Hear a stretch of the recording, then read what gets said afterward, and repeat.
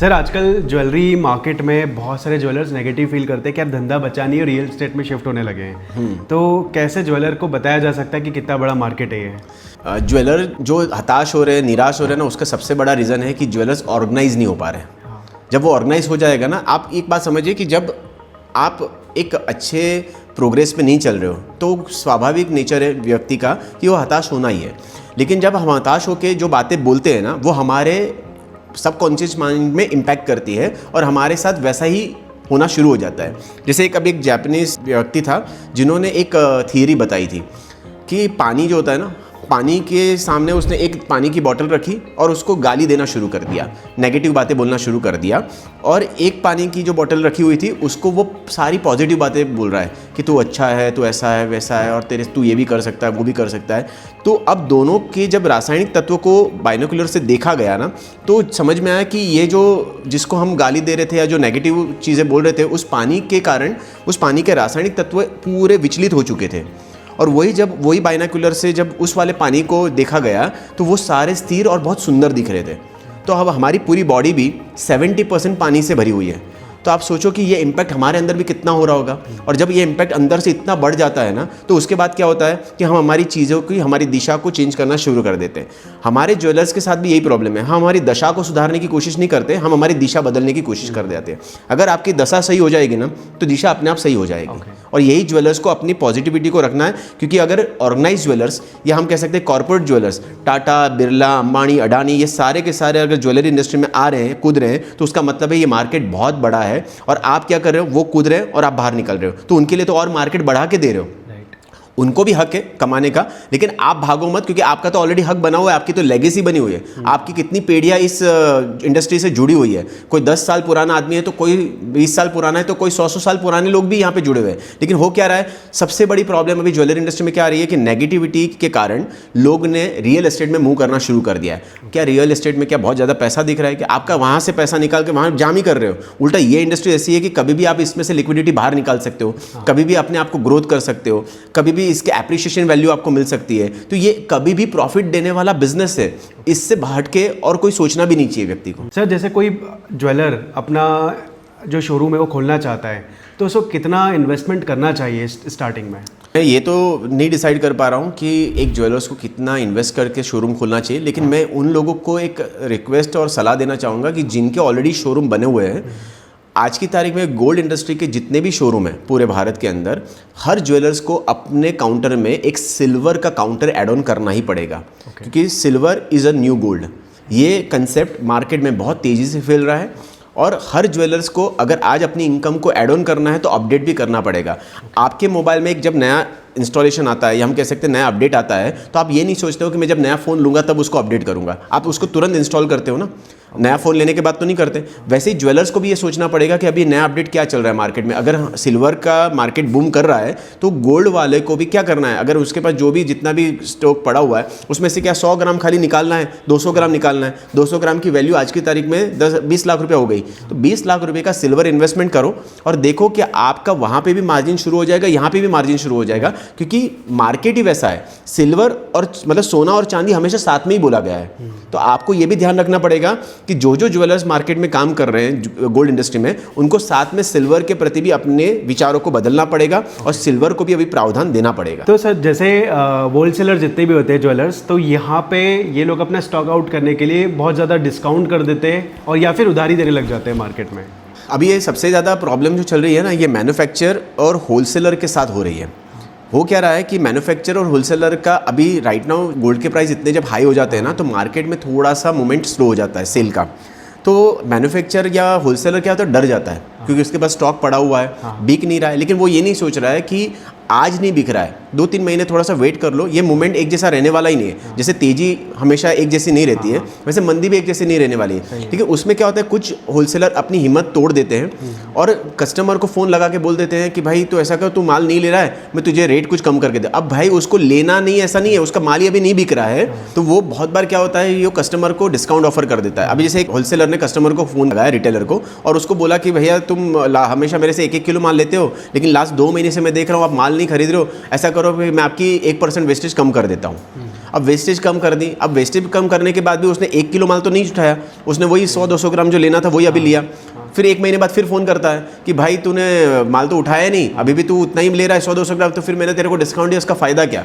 फिर वो हंस के उसको बोल रहा है कि भाई तूने डिस्काउंट तेरे तरफ से दिया हुआ है, मैंने नहीं मांगा था, मेरा तो माल ऐसे भी नहीं बिक रहा था इसलिए नहीं ले रहा था, लेकिन तुझे क्या लगा कि मैं किसी और से ले रहा हूँ इसलिए तूने मुझे ये डिस्काउंट देना शुरू कर दिया। तो ऐसी बहुत सारी गलती आज की तारीख में मैन्युफैक्चरर और होलसेलर कर रहे हैं। सेकेंड चीज़, मैं उन लोगों को भी एक सलाह देना चाहूँगा कि आप होलसेलर या मैन्युफैक्चरर से जो माल उठा रहे हो, जो भी रिटेलर उठा रहा है, या तो उनको भी ध्यान रखना चाहिए कि यार वो भी आपकी उम्मीदों पे जी रहे हैं, उनको भी समय पे पेमेंट कर दीजिए। जो कमिटमेंट आप दे रहे हैं 7 डेज़ का या इंस्टेंट का, जो भी कमिटमेंट आपके, उस कमिटमेंट पे आप उनको पेमेंट करवा दीजिए, क्योंकि आपके पेमेंट नहीं देने के कारण उसकी पूरी प्रोसेस रुकी हुई है और वो सिर्फ आपके भरोसे है। तो उनकी मजबूरी का फ़ायदा मत उठाइए, उनको समय पे पेमेंट करवा दीजिए, उनको समय पे उनकी जो नीड है उसको पूरी करवा दीजिए। आपका मार्केट नहीं चल रहा है ना, तो आप ज़बरदस्ती माल मत खरीदिए, क्योंकि आपके माल खरीदने के कारण लास्ट में वो तो लायबिलिटी में आ जाता है, उसके ऊपर तो कर्जा हो जाता है, वो अपना माल नहीं बिक रहा है, जो बिका हुआ माल का पैसा नहीं आ रहा है, तो हर चीज़ से वो प्रेशर में आ जा रहा है और तब जाके उसको ये फील होने लगता है कि अब हमारी इंडस्ट्री में कुछ बचा नहीं है। तो ज्वेलर की अगर बात करें या फिर कोई बड़े ब्रांड की बात करें ज्वेलरी में, तो वहाँ पे लीगल इश्यूज कितने हो सकते हैं? क्या लीगली भी ज्वेलर को ख़त्म किया जा सकता है? अगर कोई ज्वेलर्स लीगल इशू के कारण बर्बाद हो सकता है तो वो मैं आपको गिना सकता हूँ, गिन के 4 से 5 पॉइंट है। पहला पॉइंट, वो जो भी काम करता है ना मुँह जुबानी करता है। जैसे मैं अभी आपसे कोई भी काम करूँगा तो मुँह जुबानी पे, ठीक है आपने कुछ कमिट कर दिया, मैंने कुछ कमिट कर दिया, उसको हम ऑन पेपर नहीं लिखते हैं। तो एक तो मुँह जुबानी काम करना। सेकेंड चीज़, कच्चे में काम करना, ये भी आपको ख़त्म कर सकता है। दूसरा, कॉन्ट्रैक्ट बेस पे काम नहीं करना।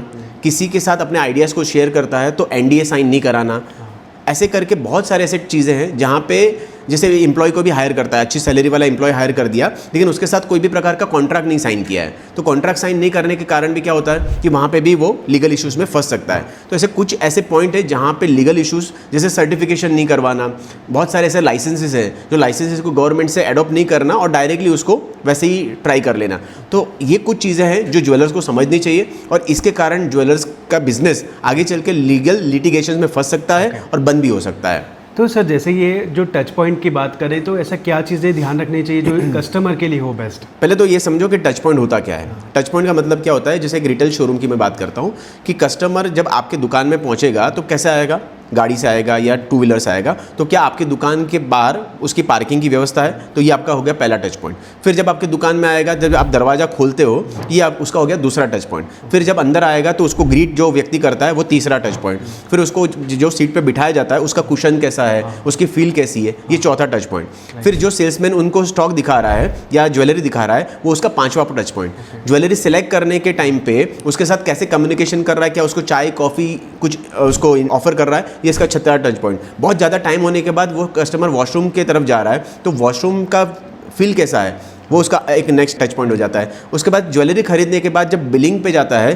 तो वहाँ का उसका टाइम कितना जा रहा है, वो उसका नेक्स्ट टच पॉइंट। तो ऐसे करके आपको टच पॉइंट मेजर करने पड़ेंगे और हर टच पॉइंट पे आपको कस्टमर थॉट प्रोसेस सोचना पड़ेगा और उसके अंदर चेंजेस लाने पड़ेंगे। सर, ज्वेलर की सबसे बड़ी प्रॉब्लम ये होती है कि बिजनेस कैसे बनाया जाए, क्योंकि सब बोलते हैं कि ठीक है हमने इन्वेस्टमेंट कर दिया, लोन भी ले लिया, डिज़ाइन सबसे इंपॉर्टेंट पार्ट होता है, तो वो जब स्टार्ट तो कर लेता है लेकिन डिज़ाइन पे अपग्रेड नहीं कर पाता, तो वो कैसे कर सकता है? ज्वेलर्स को अगर अपने डिज़ाइन पार्ट पे अगर बहुत ज़्यादा काम करना है तो उसको मैक्सिमम एग्जीबिशंस को अटेंड करना चाहिए।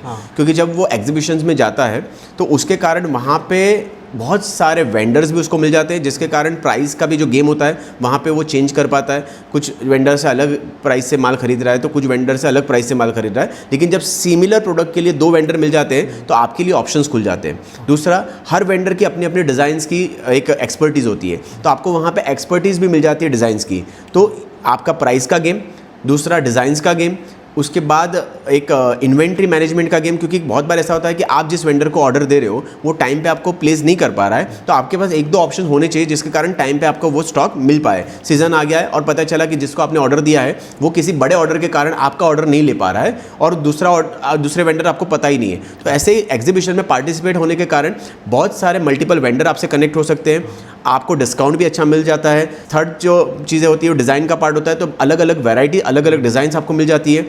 अलग अलग सिटी की या कह सकते हैं अलग अलग स्टेट की क्या स्पेशलिटी है वो आप अपने सिटी में ला सकते हो। तो ये बहुत बड़ा बेनिफिट आपको एग्जीबिशन के द्वारा मिल सकता है।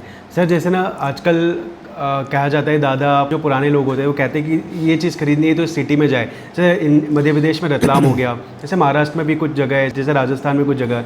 तो क्या जगह का भी इम्पोर्टेंस है ज्वेलरी खरीदने के लिए, कि ज्वेलरी कहीं से भी ली जा सकती है? अब ऐसा रहा नहीं है कि आपको उस ज्वेलरी को खरीदने के लिए उसी सिटी में जाना पड़ेगा, क्योंकि जब एक ज्वेलर्स एग्जीबिशन में जाता है, वहाँ जाके बहुत सारे अलग अलग सिटी के ज्वेलर्स के मतलब हम कैसे मैन्युफैक्चरर से जब बाई करता है तो अपने आप वो सारा प्रोडक्ट वो एक हाउस में लेके आ जाता है। जैसे मान लो मैं अभी इंदौर से हूँ, तो मैं जब एग्जीबिशन में जाऊँगा एज ए रिटेलर, तो मैं देखूंगा कि साउथ की कौन सी ज्वेलरी चल रही है, नॉर्थ की कैसी चल रही है, आसाम की कैसी ज्वेलरी चल रही है, या महाराष्ट्र की कौन सी ज्वेलरी चल रही है, या हम कह सकते हैं कि पौंडीचेरी की कौन सी ज्वेलरी चल रही है, हुबली बेलगांव में कौन सी स्पेशलिटी चल रही है। तो इनसे मैं माल खरीद के अपने स्टोर में लेके आता हूँ और अलग अलग सेक्शन लगा देता हूँ कि भाई नॉर्थ ज्वेलरी, साउथ ज्वेलरी, ये ज्वेलरी, वो ज्वेलरी। तो कस्टमर को भी ऐसा लगता है यार एक ही जगह पे मुझे बहुत पूरे इंडिया लेवल की, पैन इंडिया की पूरी अलग अलग वैरायटी यहाँ देखने मिल रही है।